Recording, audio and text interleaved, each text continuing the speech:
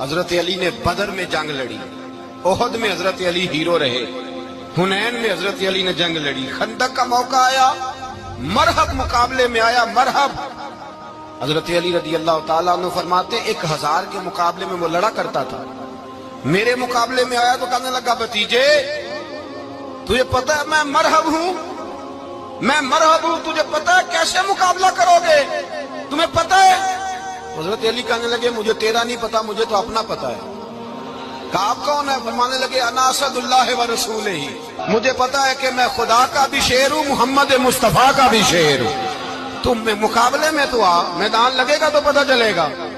جب میدان لگا تو حضرت علی نے ایک ضرب لگائی تلوار کی، زیادہ نہیں، ایک ضرب لگائی، ایک ضرب لگائی تو کہتے ہیں اس کا سر بھی کاٹا، گردن بھی کاٹی، وجود بھی کاٹا، اور اتنی زور سے تلوار ماری کہ اس کے گھوڑے کے بھی 2 ٹکڑے ہو گئے۔